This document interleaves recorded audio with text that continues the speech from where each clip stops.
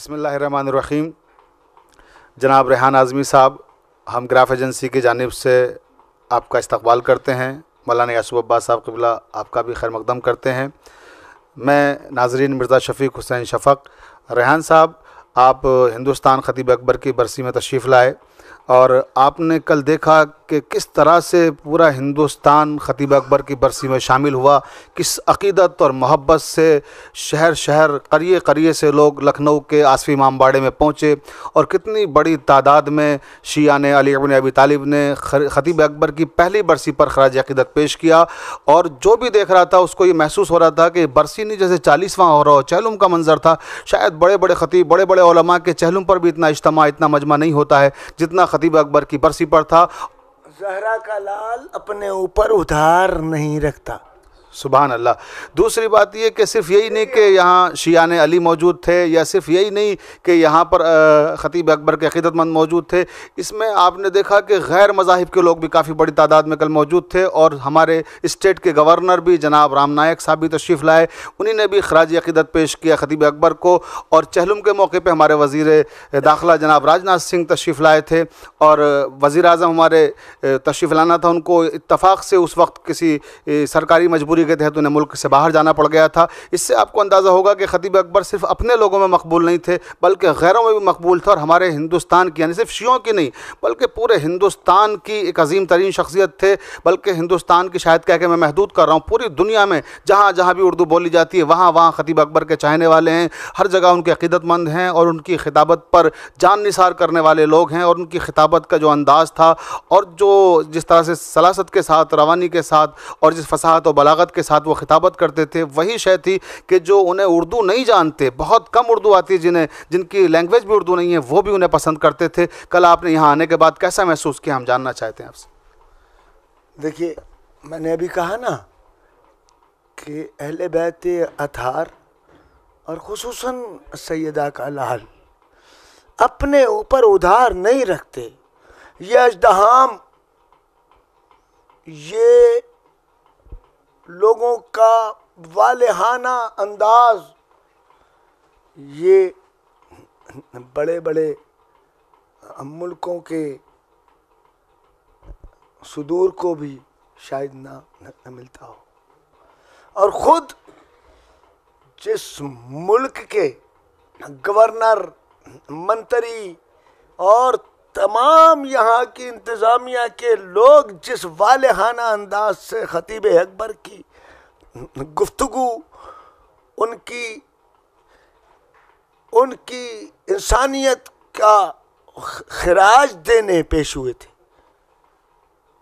मैं कहता हूँ कि मेरी ज़िंदगी में मैंने ऐसा अजदहाम या तो देखा नहीं है, या आइंदा अगर कहीं हो तो हो। मैं बहुत खुश हूँ इस मुल्क की इंतज़ामिया से, यहाँ के अरबाब हल्लो इक़्तिदार से। इन्होंने हक़ अदा किया है।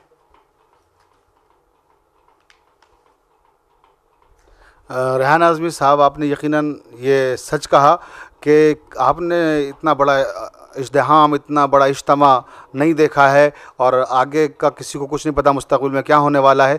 लेकिन ये लखनऊ की तारीख़ में भी एक बहुत बड़ी बात थी कि आसफ़ी इमामबाड़े का सहन भी तंग पड़ गया था। इतनी बड़ी तादाद में ख़तीब अकबर के अक़ीदतमंद और चाहने वाले जमा हुए और उस मौके पर मैं देख रहा था कि उनके फ़र्जंद मौलाना यासूब अब्बास साहब जब वो इतने बड़े इज्तिमा को देख रहे थे, ख़तीब अकबर के इतने चाहने वालों को देख रहे थे कि जो याद करके ख़तीब अकबर को रो रहे हैं और समझ में नहीं आता था कौन किसको पुरसा दे, एक दूसरे को गले लगा लगा के रो रहा था। उस वक्त मैं देख रहा था कि यासूब अब्बास साहब की आंखें बहुत ही ज़्यादा अश्कबार थी और बहुत गिरिया कर रहे थे मंज़र को देखते हुए।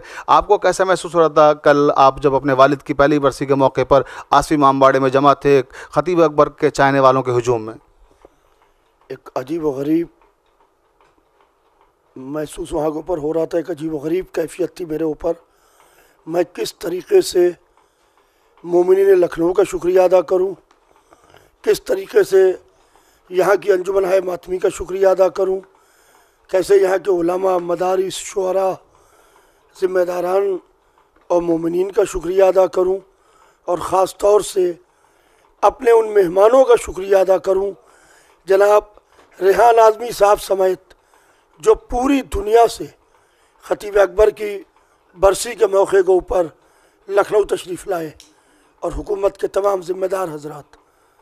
मेरे पास कोई लफ्ज़ नहीं है कि मैं किन लफ्ज़ों में इनका शुक्रिया अदा करूं। बहरहाल मेरे वालिद सरकार खतीब अकबर मौलाना मिर्ज़ा मोहम्मद अतहर साहब बिल्कुल सादा मिजाज इंसान थे। जो वो घर में थे वही वो बाहर थे, यानी उनके यहाँ दो ज़िंदगियाँ नहीं थी। जो घर के अंदर थे वही घर के बाहर थे, जो मिंबर पर थे वही ज़ेर मिंबर थे। उन्होंने अहले बैत अलैहिमुस्सलाम के लिए कभी किसी से कोई समझौता नहीं किया। एक सेकंड के 1000वें हिस्से के लिए भी उन्होंने कभी दुश्मनान अहले बैत से कंप्रोमाइज़ नहीं किया। लिहाजा मैं इस बात की कोशिश करूँगा कि खतीब अकबर के जो अधूरे ख्वाब हैं उन्हें इंशाअल्लाह मैं पूरा करने की कोशिश करूँगा, क्योंकि वो खतीब अकबर थे।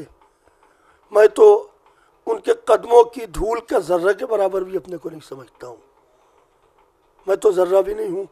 बहरहाल मैं इस गिराफ एजेंसी के हवाले से जनाब रेहान आज़मी साहब का और अपने आए हुए तमाम मेहमानों का और ख़ास तौर से गिराफ एजेंसी का भी, अबूज़र भाई का भी शुक्रिया इसलिए अदा करता हूँ कि अबूज़र भाई ने जिस तरीके से मदद की, इंतकाल से लेके बरसी तक और चेलुम तक, और कल के मजमे को देख के लोग कह रहे थे कि यकीन नहीं हो रहा था कि बरसी हो रही है कि चेलुम हो रहा है। फिर मैं आप तमाम हजरात का शुक्रिया अदा करता हूँ। आपने जैसा कि कहा यासूब अब्बास साहब कि आप खतीब अकबर के ख्वाबों को मुकम्मल करना चाहते हैं। ख्वाबों की बात की तो मैं रेहान भाई एक तरफ आपकी तवज्जो को मबजूल करना चाहता हूँ। सहमाही इत्तला खतीब अकबर का एक ख्वाब था जिसको मौलाना यासूब अब्बास साहब ने उस ख्वाब को ताबीर दी है उस मैगज़ीन के ज़रिए से, जो आपको कल पेश भी की गई थी, और इंशाअल्लाह ताला मुसलसल ये मैगज़ीन निकल रही है। इससे ये चीज़ एक सामने आ रही है कि खतीब अकबर की जो शख्सियत का एक रुख था, खिताबत, इससे हट कर भी उनकी शख्सियत के और बहुत सारे रुख हैं। जैसे आपने देखा होगा पहला नंबर जो इन्होंने पेश किया होगा इत्तला का, वो खतीब अकबर नंबर था। उसके बाद दूसरा शुमारा हमारा आया मकालात खतीब अकबर नंबर, जिसने ये साबित किया कि खतीब अकबर जितने बड़े खतीब थे उससे कम दर्जे के किसी भी एतबार से अदीब नहीं थे। ऐसा नहीं था कि वो उससे कम दर्जे के अदीब थे, वो उतने ही बड़े अदीब भी थे, उतने ही बड़े ख़तीब भी थे। अभी यासूब भाई ने जो एक इंटरव्यू दिया ज़ैनबिया चैनल को, उसमें उनकी शायरी का तस्करा किया। हमने उसमें सहमाही इत्तला में वो शायरी भी उनकी पेश की है। आप देखेंगे वो नमूने शायरी के उनकी, कि जिससे ज़ाहिर होगा कि वो यकीनन एक बुलंद पाया शायर थे, बुलंद पाया ख़तीब थे और बुलंद पाया अदीब थे। उनका अदब, उनकी शायरी इस बात की गवाही दे रहा है कि वो किस दर्जे के ख़तीब और किस दर्जे के शायर थे और किस दर्जे के अदीब थे।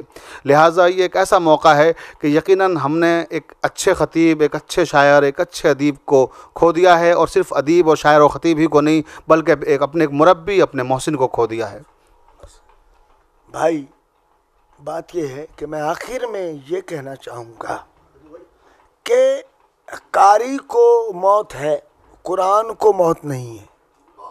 वाह वाह वाह वाह। लफ्ज़ जो है, जो लिख दिया गया, खतीब अकबर अदब व मज़हब के हवाले से इतने ज़ीरे का आदमी थे कि उनके लिए अगर ये कहा जाए कि कितनी संभाल के गुफ्तगू और उनकी तहरीर थी कि ज़माना यूँ तो किसी पर नज़र नहीं करता, ज़माना यूँ तो किसी पर नज़र नहीं करता, कलम की बेअदबी दरगुजर नहीं। वाह वाह वाह वाह वाह। तो वो इन दोनों चीज़ों में, तहरीर और तकरीर के हवाले से कहीं भी बेअदब कभी नहीं हुई। सुभान अल्लाह। इसी के साथ नाजरीन हम इजाज़त चाहते हैं। रेहान आज़मी साहबी के एक शेर पर मिर्ज़ा शफ़ीक़ हुसैन शफ़क़ को इजाज़त दीजिए कि क़ारिए सूरह रहमान ख़तीब अकबर, वाक़िफ़ मक़सद कुरान ख़तीब अकबर। शुक्रिया।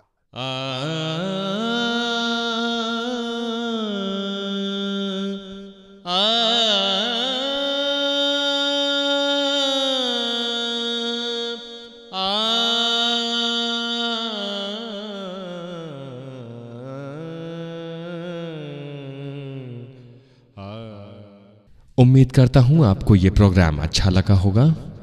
इस चैनल को सब्सक्राइब करना ना भूलें।